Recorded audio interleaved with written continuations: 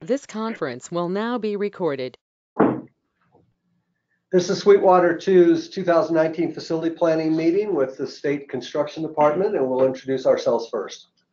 Hey guys, my name is Raj Nami. I'm the accounting analyst here, and basically I provide these guys with a variety of information from the AIM database.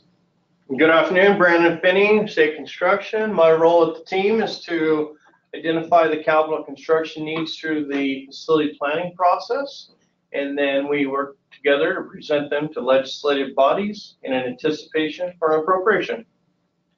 Troy Decker, planning. My role is to make sure we abide by all state statutes, rules, and regs of the commission.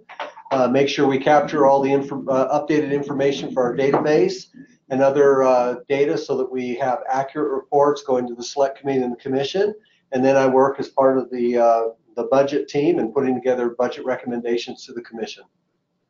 Amber Leach, Policy Planning Coordinator, and my role during this process is to work with the district on the documentation for today's facility plan. Lance Johnson, I'm Project Manager for State Construction Department School Facilities, and I work directly with the districts. I'm Donna Little-Como, Superintendent of Sweetwater District 2. And my role is to control Doug Hamill. Look, that's a full-time job, isn't it? Yes. So Doug Hamill, Maintenance Supervisor. And your role Yes. is to do what the superintendent says. Yep. Verbatim. That's right. Know the hand that feeds you.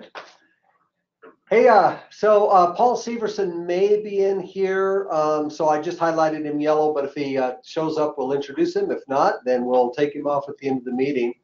With that, just for streaming purposes, I'm going to go ahead and turn off our camera, which I just did, so that we don't have any streaming issues. And with that, we'll just move on here. So a lot of improvements have happened over the years on these facility plan meetings. Periodically, we do have the governor's office recommend a facility plan just to review. We have had individual legislators do that as well at times. Of course, the school districts, as personnel changeover occurs in school districts, new personnel are able to reference past facility plans and know what was discussed.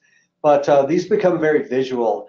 And the reason is because we want it in a way that someone can pick up your facility plan and within 10 minutes have a fairly good idea of what's going on in your district. So that's why we've become so visual and brought a lot of stuff in, and that's why Amber works her tail off to help you guys get these ready. We have included some visuals, for instance, just a larger view of Sweetwater 2's facilities. There you do have some schools that are rural as well. And Paul Severson, if you could introduce yourself, if you just came in. Paul Severson, Design and Construction Administrator. I provide leadership, coordination, and calibration amongst the project managers so that we can provide as consistent a service to all the districts as possible. Well, welcome, Paul. Thanks for joining us. First part of this is housekeeping. We do things on the front end of this to make sure the database is up to date. Obviously, there are 6 of us and 2 of you, 8 people, so we try to honor everybody's time. So we'll kind of whip through this at a fairly good pace, but districts speak up at any point if you want to talk, and we'll certainly slow down on those areas where we need more discussion. So with that, you have reviewed acreages and verified their accuracy. This does impact your groundskeeper allowances through WDE block grant. I just said the AIM database is up to date. By the way, when you guys get done with this and Amber feels like it's sufficient, then she does notify me, and I go in and I do some pre-notes.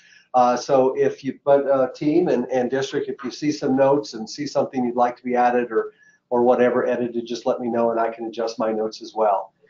District, you've reviewed the property profiles and report and verify their accuracy. The square footages, allowable square footages within the AIM database does affect your major maintenance payments, and WDE operations and maintenance payments actually come through this data. We push it over, I think, next Monday is we're going to, Raj is going to push over to WDE the updated information, and they use this. And I know they also work with you guys to verify data and let you review it before they start calculating payments.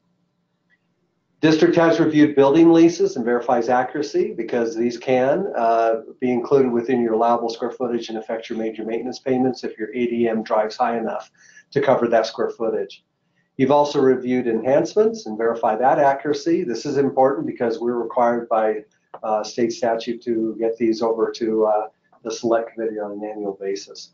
So I just said the database is up to date. We have 2 tracks. Okay, so I think Lance, if you can see, is that big enough for you to see, Lance, size-wise? Yeah, yep. Okay, so let's kind of walk through this and make sure state statute does require us to return any unspent monies when projects are complete. So Lance, we're going to kind of let you confirm this, but it looks like funds can be reverted on all 4. Is that true, District and Lance? Yep, as far as I'm concerned. Okay. In that case, yep, it'll be a little over 100,000, and that'll go back to state coffers and hopefully be able to be used for other facility needs throughout the state. You're welcome, Troy. Yeah, well, and you are welcome also. So with that, Lance, security. Okay. The security money you guys have spent and have gone through the process and moved money. Doug, we've done that. You're very familiar with how that process works.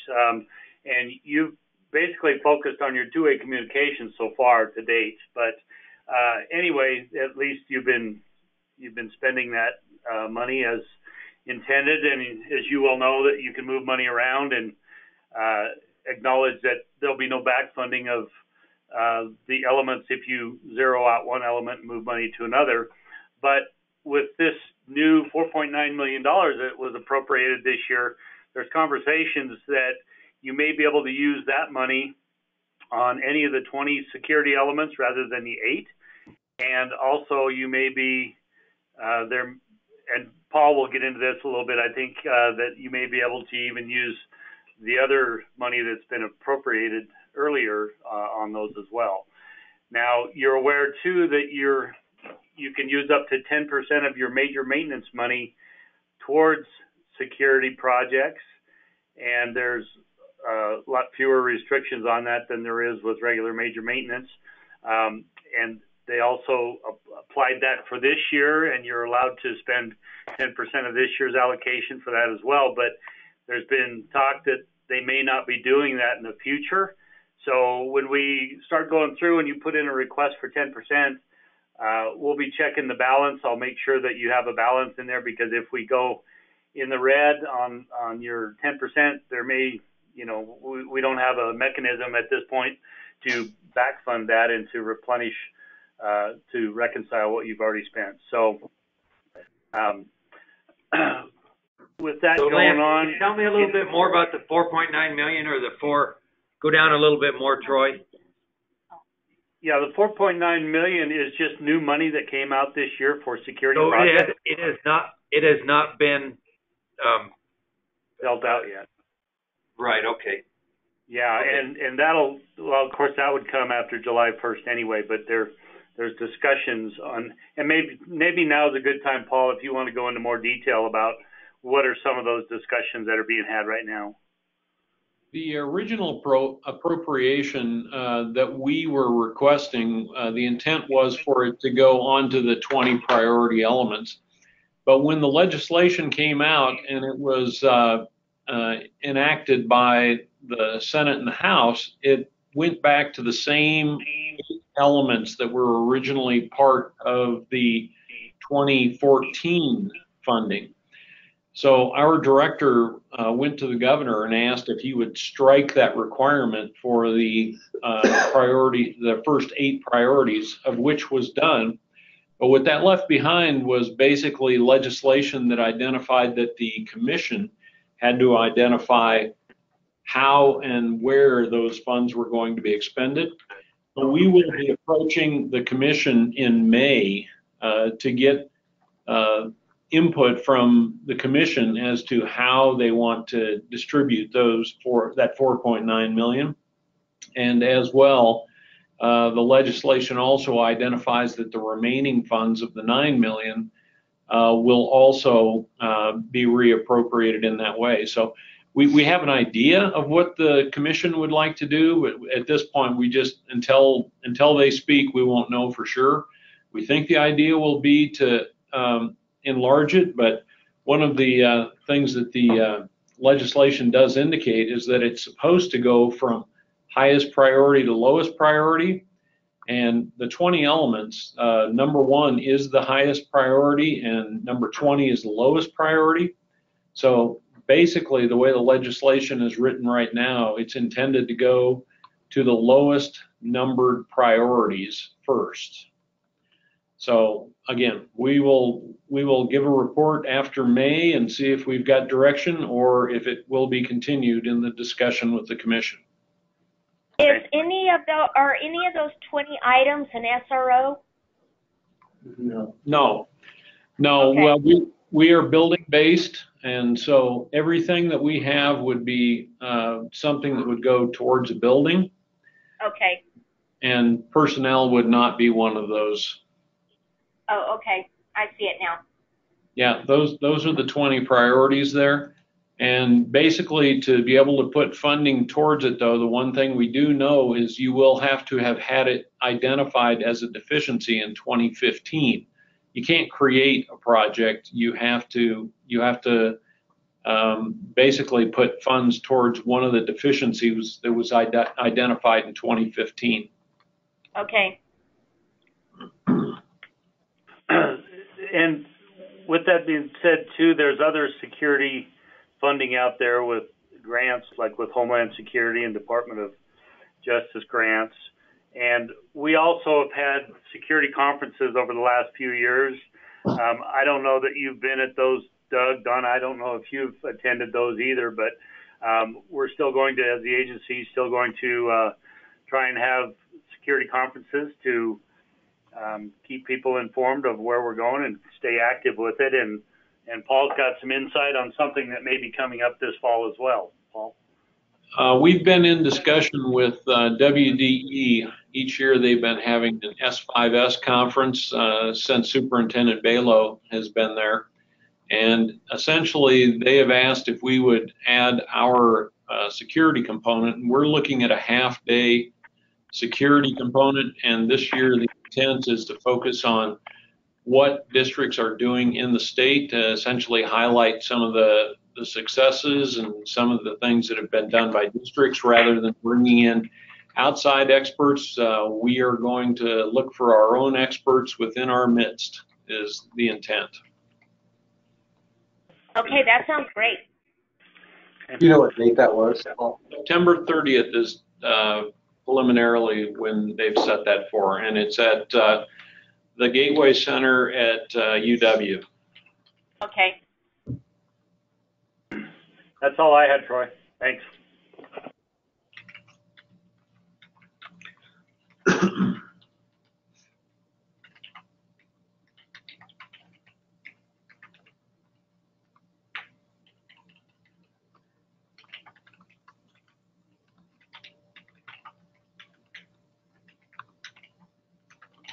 Okay.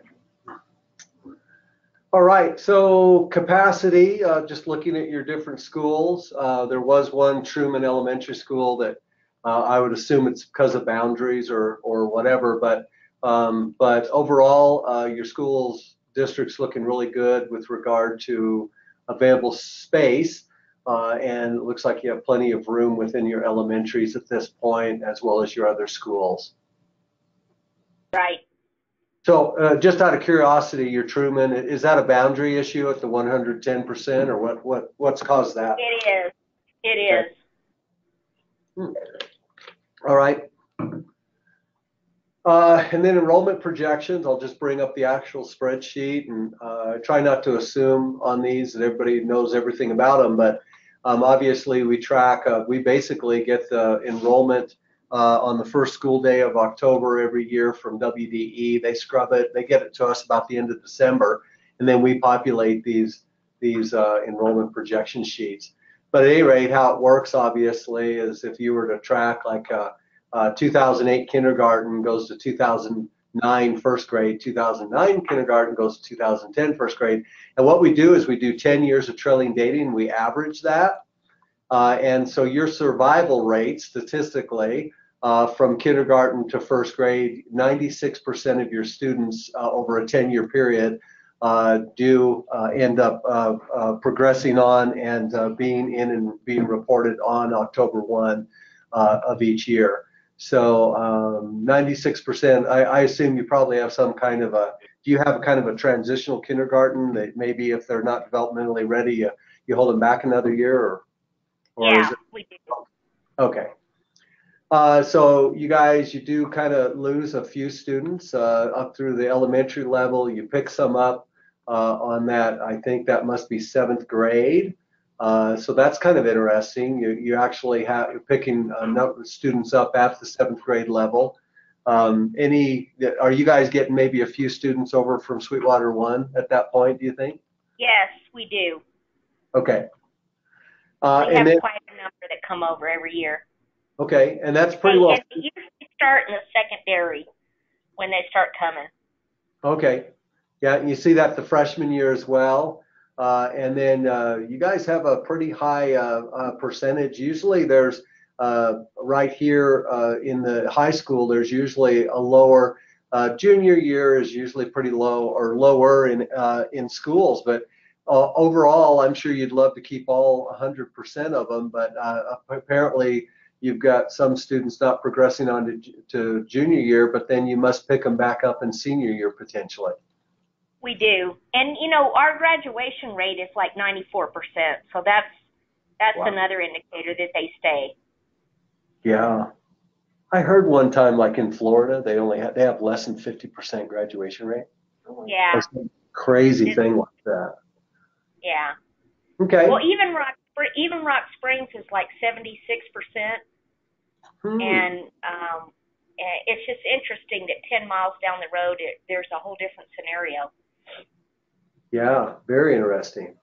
Your average kindergarten, you guys have a really consistent kindergarten class as it comes in for the most part, but your average is 212. You guys have been down a couple of years here. Obviously, you had 2013. I don't know what was going on. That 2012 to 2014, you had pretty high numbers in kindergarten too. So Yeah.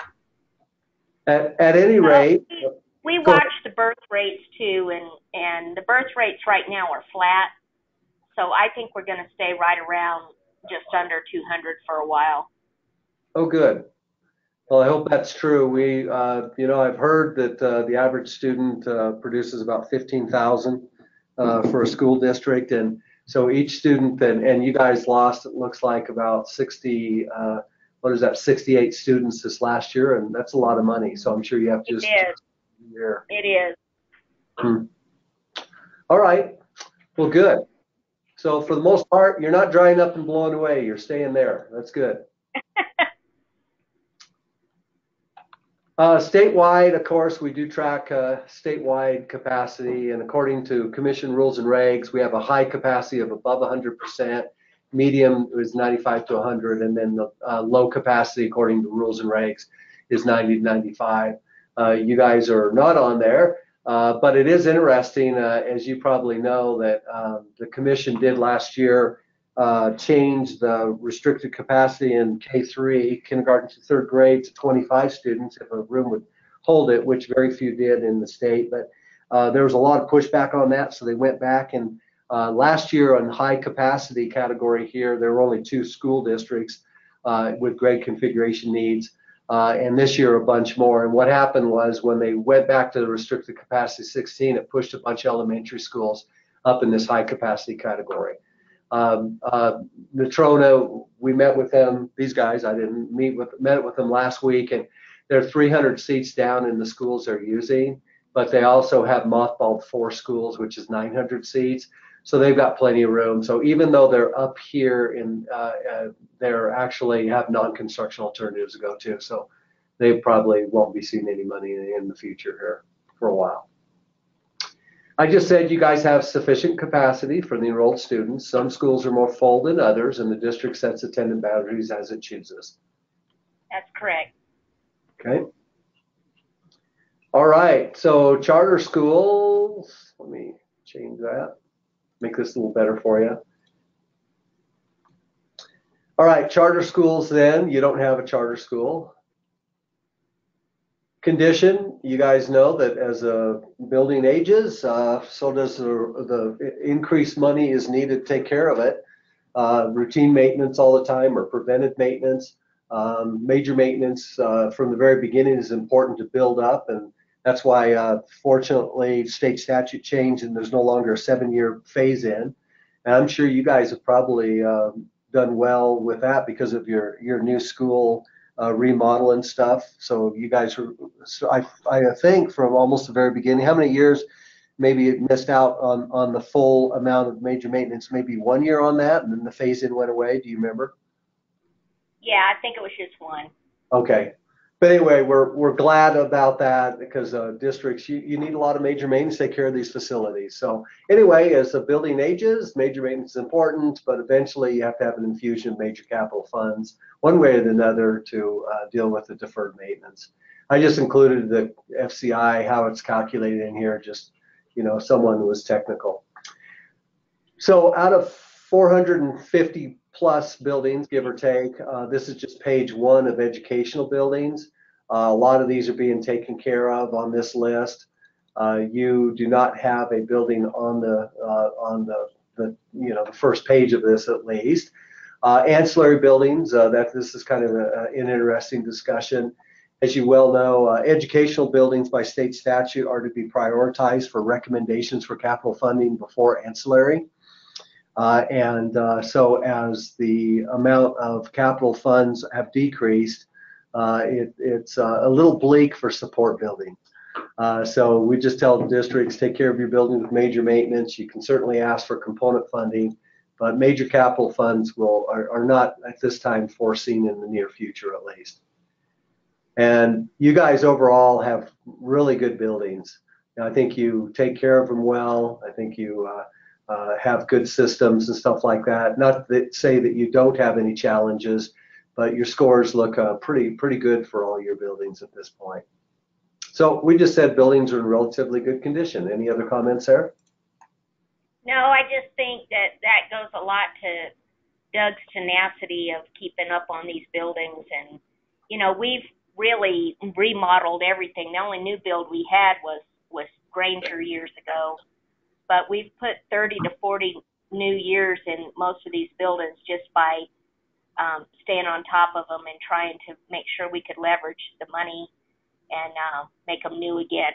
And I feel proud about that because next year is my last year as superintendent, and I'm retiring. And one of the reflective pieces I've had on, as I've been thinking about this is how much work we've done over the last decade for sure on getting these buildings up to speed. So, that really goes for when you have a good maintenance director like Doug, your district can really stay in good shape, and I'm very pleased about that. Well, thank you, Doug. We appreciate your hard work there. You're right, Troy. She doesn't look old enough to retire. Well, I was going to say good superintendents don't retire. They just, I don't know what, but they don't retire. I'm sure of it. Are you going to stick around Green River, Donna? No, in fact, we just bought a house in Louisiana outside of New Orleans last week, and we weren't going to buy one this early, but the right one came up on the market, and it was only 4 years old. So we zipped down there last week and got that done, and we've lost 3 of our 4 parents in the last 24 months. And so we kind of want to move a little bit more toward my mom and Brian's dad. We miss him so much. He passed away on New Year's Eve, but he left us a lot of nice funding, and so Brian's going to retire with me, even though he's only in his 40s, and we're going to have a good time. So, great. Now you're only in your 30s, right? Yeah. I mean, yeah. I mean, who retires this early? Well, anyway, I just came from Houston this weekend, and I was telling someone in the office where their low was 26 degrees that on Sunday. Their low was 26 degrees warmer than Laramie's high that day. I know. So it's like, whew, that's good stuff. But in the summer, the humidity is going to take a little challenge there. I mean, it's beautiful out there right now because it's cool, but you know what? It's going to be good, and we'll be close to my mom, and then I'll have time to. My kids live out on the East Coast, both of them do, and so I've noticed over the years that a superintendent can be gone 2 days in a row. By day 3, the phone is just relentless. So it's hard to go to the East Coast and visit your kids in 2 days. Yeah. So I've decided, you know, this is going to be. I mean, it was a hard decision because I really do love the work, but I don't want it to be the only thing that defines me, and I need to take a little time and spend it with my mom while she's still here. Yeah. So it's going to be good. Again, you're right, Troy. We will miss her. Well, congratulations, and we'll sure miss you. But you got one more year. We get you for one more year. Yeah, we got one more year. We'll do this next spring, and that'll be my last facility plan. All right. But that's what's good about having this actually all done and recorded, because you're right, when there's transition and new personnel, then they can just pick it up and kind of know where things are at. So I think that's good. Well, Doug isn't going to retire for another 20 years, so we'll have good consistency. Doug is going to be here until he's not.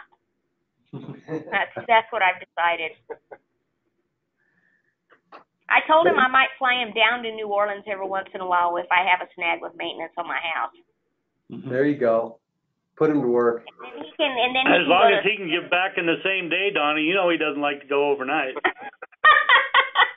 Yeah, I might make him go to a Saints game with me, because we plan on buying season tickets. Ooh, sounds fun. Yeah, it'll be fun. All right, let's carry on. Major maintenance, thanks for updating statuses in the AIM database. Obviously, you know who to submit your planned work orders through, and he's a stickler on abiding by state statutes, so thank you for doing that. He is a stickler. Yeah, he's that kind of guy. I know. I'm just going to start calling him Sticky. That's your new name, Lance. Sticky. And what was that, Donna? Your new name is Sticky. Really? Well, it's better than Stinky. Yeah, because you stick to all these rules. I'm just going to call. Can I call you Sticky for 1 year? That's fine. You know what? Because everybody does, because they know that, and they appreciate that too. They do. Yep. So your major maintenance account balances, you do have 8% here, and we want to encourage the district. We're trying to clean this 8% categorically or definitionally. 8% is the same as 10% enhancement. So please spend that.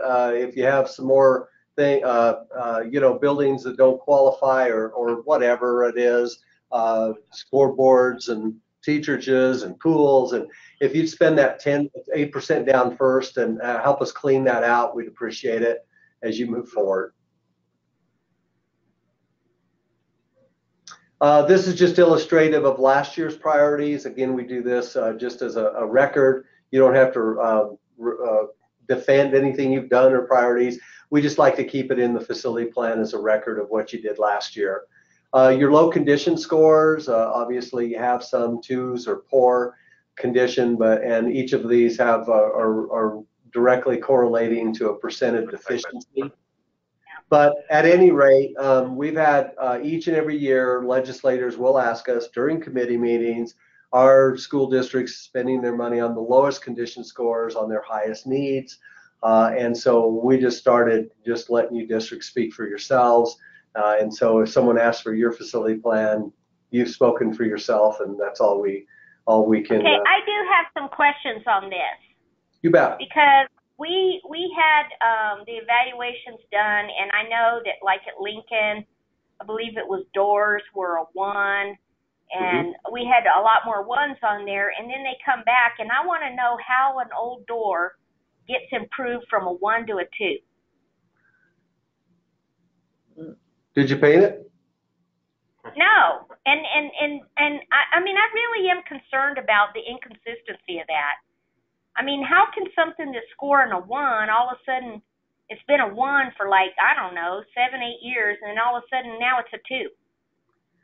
Yeah, well, I can tell you that I think that one of the things that has improved in these condition assessments is quantities of known materials.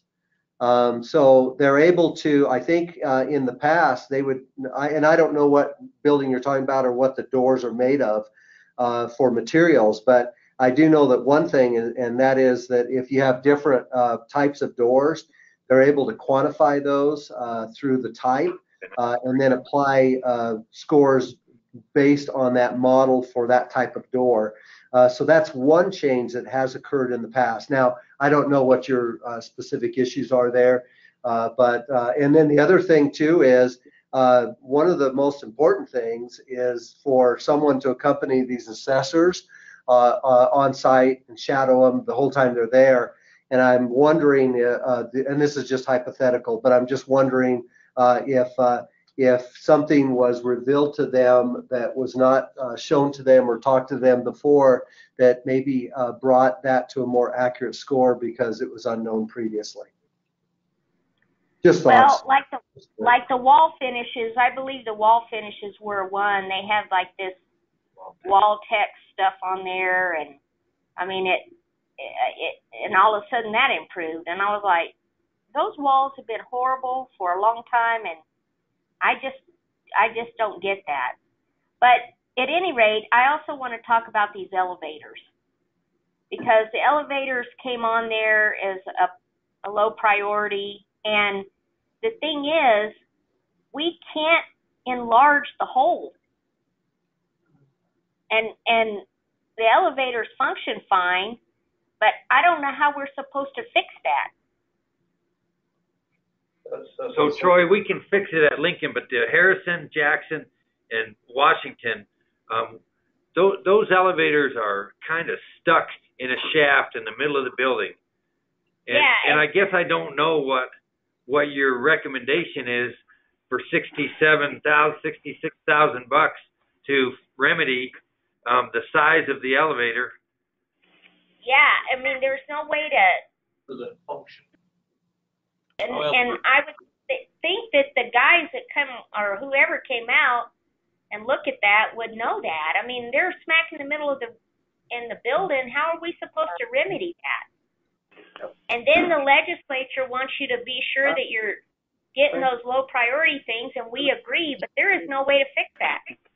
You know, what you'll need to do is just write a note with that, and that is known, and that's been talked about too in these seminars and trainings that we've been doing. But those elevators, they technically are out of code compliance because they don't fit the size that will, or meet the dimensions that will fit a gurney inside of them. And that's when the code changed, and that kind of put a lot of these elevators out. And you're exactly right. It's not practical in a lot of cases to tear things out to redo an elevator. So my suggestion is just keep noting that it's, you know, the building does not allow for it to be changed out at this time, and you're going to just maintain it. And well, if there's a code issue, I get that, and if they need to be sized for a gurney, I get that. But you cannot do it for $66,000, because you're going to have to move that elevator, and that's going to be a major thing to some other part of the building where you can find a hole big enough to put it in. Yeah. So they either need to pony up the money to fix the elevators to code, or they need to take those elevators off the list. Because when this goes in front of the legislature, they don't know all that, Lance. Oh yeah, wait, Sticky, they don't know all that. Well, first of all, changing. No, you're exactly right, Donna. But you know, that's something you need to probably convey to your legislators, and and voice your Well, I concerns can about do it. that, but how come y'all don't do it with, like, the director? Get in there and tell them, look, these are on here and this is ridiculous because there's nothing these people can do, and don't fuss about them not doing these number twos. Yeah, I don't think we've ever had anybody necessarily confess about or fuss about it. And again, that's why we let you guys speak, and that's what the note section for is. But I did want to point out a couple things. Number one is under the surveyor notes, and this is in the AIM database. They actually do have, like I just went on this elevator at Lincoln Middle School. So Lincoln is fixable, Troy. Yep. Lincoln is the one that's fixable. The rest of them are not, though. What's the comment say? Yeah, let's go to this one. But what I was trying to point out was the simple fact that the scorer actually puts in notes with regard to why they scored it as it is. So anyway, I didn't know if you guys actually knew that. They're actually surveyor notes. We did. We did. Okay, but ultimately, don't you want an elevator that you could put a gurney in for emergency? Well, ultimately, it's the district's decision on what they want. This is simply a tool for you guys to use. So there's no mandate from our department forcing you to do anything, and that's why we give you a voice in this thing. And under district notes, I mean, you can put anything you want to communicate clearly. So if someone grabs this, like a legislator or whoever ever grabbed this, which is rare, you would easily have it explained in the district notes. We have but Troy, let's be realistic. You use this as a tool to drive districts to their low condition scores. We use it as a tool to help districts prioritize whatever they feel is appropriate for their major maintenance expenditures. But the reality is, Troy, you would like to see this list really go away, and so would the districts. Sure. Yeah, fortunately, more major maintenance coming that way, and we're hoping for that, but that's debatable. So the problem arises, Troy, is what is the actual fix and to the elevators, and what would you like to see? Because the fact of the matter is, the money associated with the fix doesn't fix it. Right. They're operational and they're meeting your needs. Is that correct? They're operational and they're meeting our needs, but they are not code compliant. Yep. And I would think in a public school with kids that the ultimate goal would be to be compliant. And so then if that's the ultimate goal and you want to help districts to get towards those, and we're doing almost $4 million of work this summer On this list that our board approved. Oh, and good job. so we take it seriously that we're going to do the wall finishes, we're going to do all that stuff. But the elevator piece, we can't fix it. And so I guess it feels awkward to me that we would talk about saying, well, this is the district's choice, instead of all of us as a group of professionals saying, we need to talk to the legislators, including you guys, about the fact that we have elevators that are out of compliance, and we need to ultimately do something about that instead of continuing to put notes on there every year saying, well, we just can't fix it. And I mean, I think we're pushing something down the line, and if we ever end up in a place where we can't get a gurney in an elevator and some child dies, that I think that we all have to own that all the way up to the top, because somehow this has got to be done. And whether it's like, okay, we're going to come out, we're going to help you, we'll look at a design, we're going to move the elevator to this end of the building, we're going to make it big enough to do what needs to be done so it's properly safe.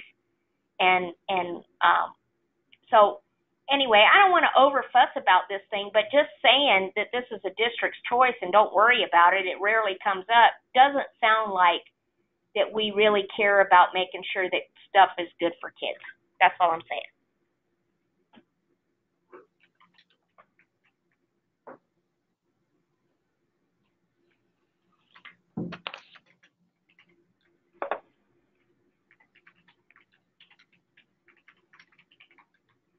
I'm kind of making this up as I go, guys. You can help me. Yeah, no, you're doing good.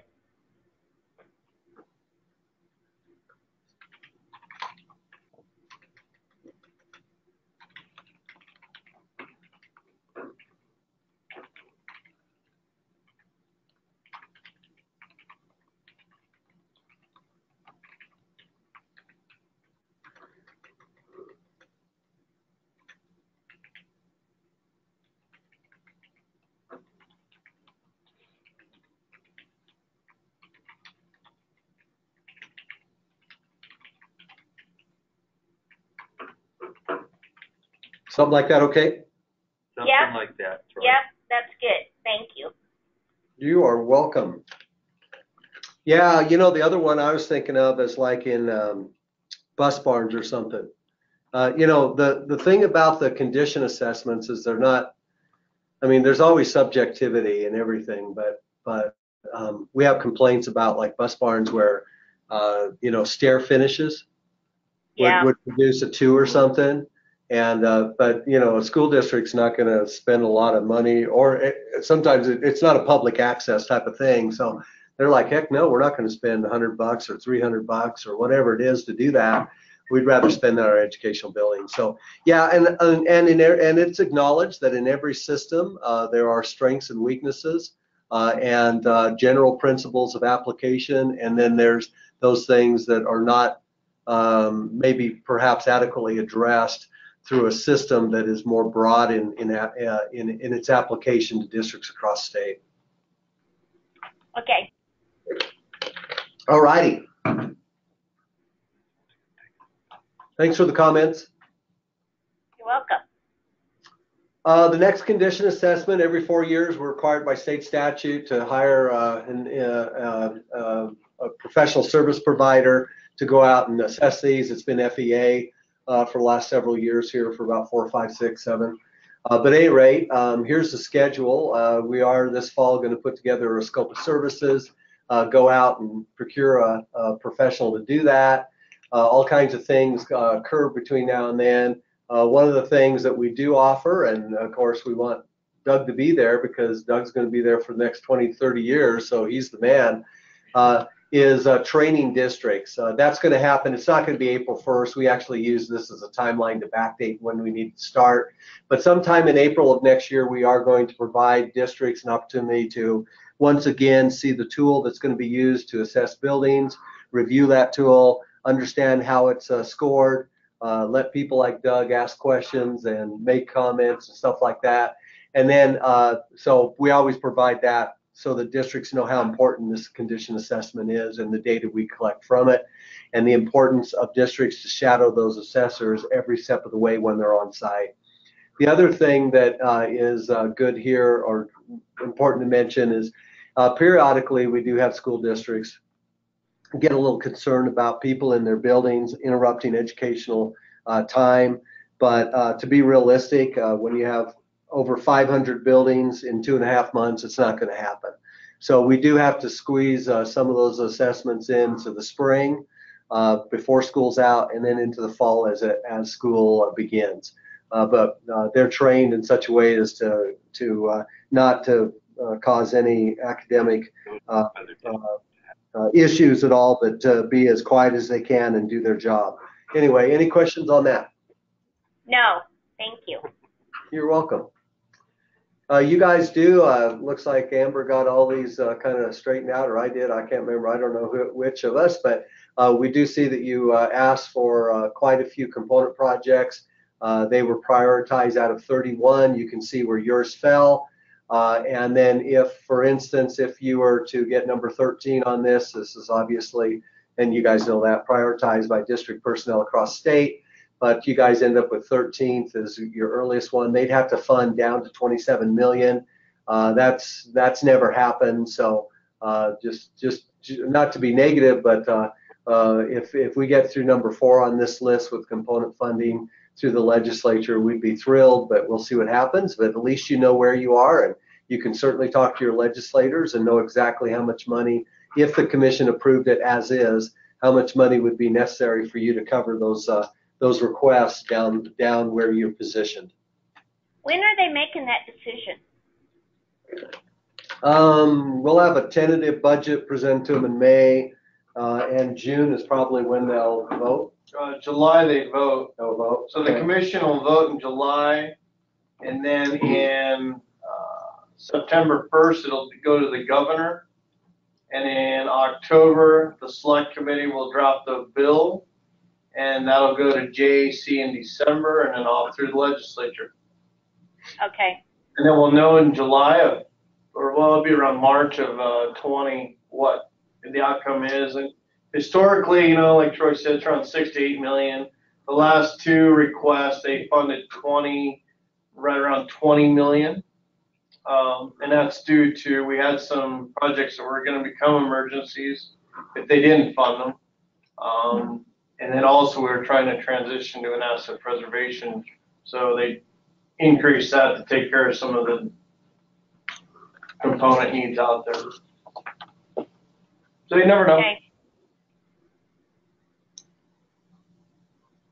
Okay, so we put that, next opportunity, I think we're good there. All right, so let's go to the next portion of this. Push that down. This is Brandon's portion. So this is the bills that came out of this year's session. House Bill 52 is about public works and contracts. It has to do with the procurement of FF&E, so you need to work with the architect of record to specify products that are available from Wyoming vendors. Have you got any FF&E coming out? House Bill 65 is about procurement and essentially just updating the dollar values to present value of today's dollars. Bonding goes up to $50,000. It was at $7,500. A&E procurement, it's up to $50,000 as well. And on your guys' bidding, you're at $25,000. Now that's at $50,000. And the advertisement's 2 weeks across the board. Hopefully that'll get some more local contractors able to do the work with the increase in the bonding limits. House Bill 78 is taking your major maintenance payment and making it quarterly. It will not go into effect this year. It's delayed 1 year to give districts and community colleges times to look at their major maintenance program and maybe shuffle and reprioritize some of their needs if they need to. House Bill 79, police bonuses is changed. So there's some how the legislature funds projects and the ability to borrow through different loan programs. House Bill 152, if you got any civil work coming up, there's a change in the penalty if you hit an underground utility. You want your architect or civil engineer to look at this one.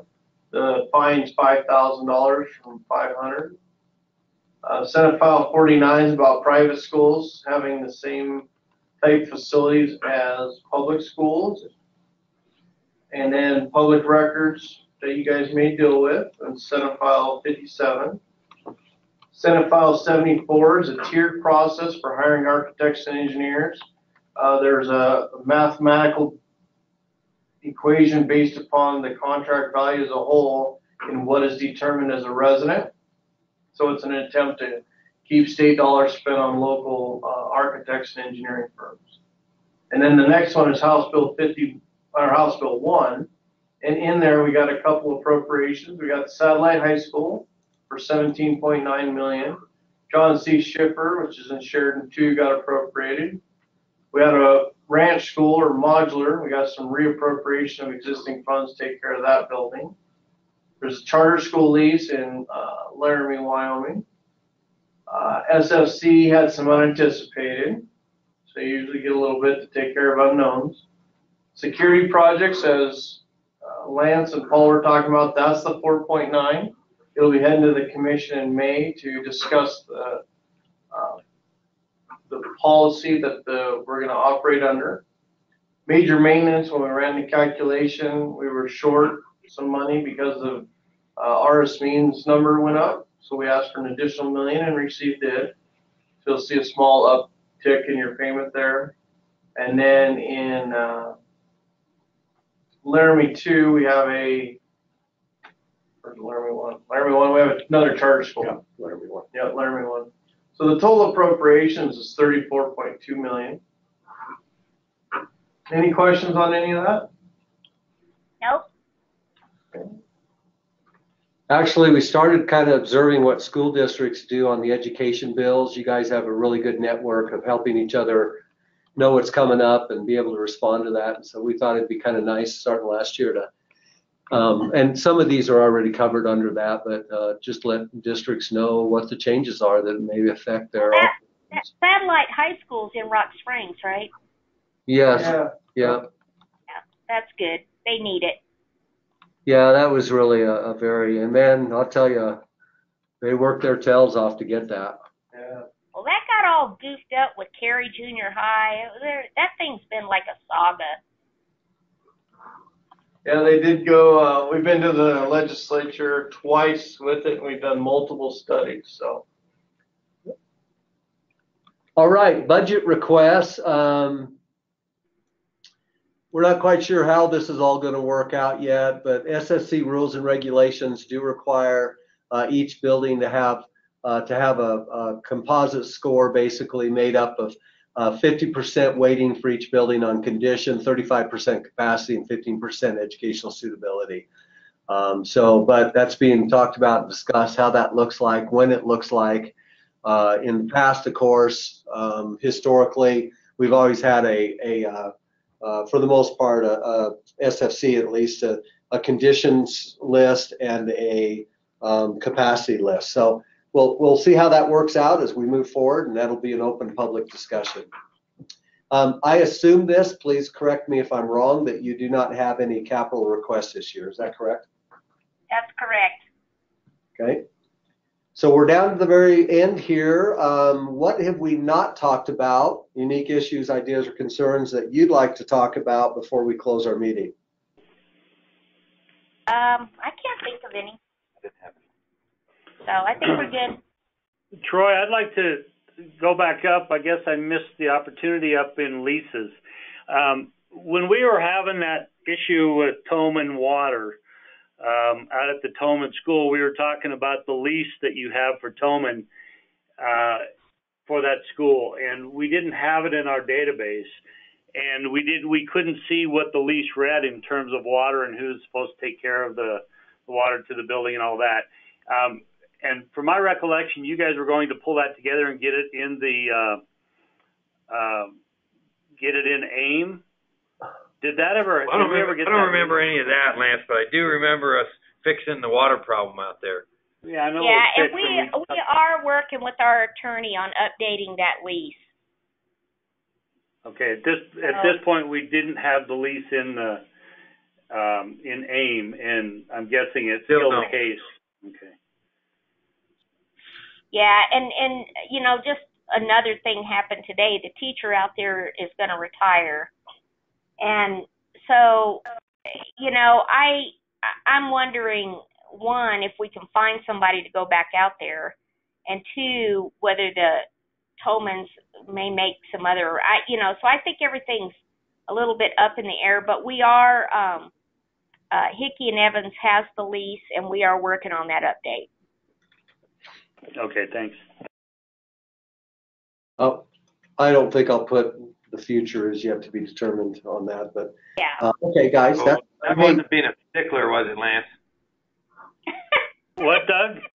That wasn't being a stickler, was it? Well, when we were looking for leases last year in there, it wasn't there, so I guess it could be. Yeah.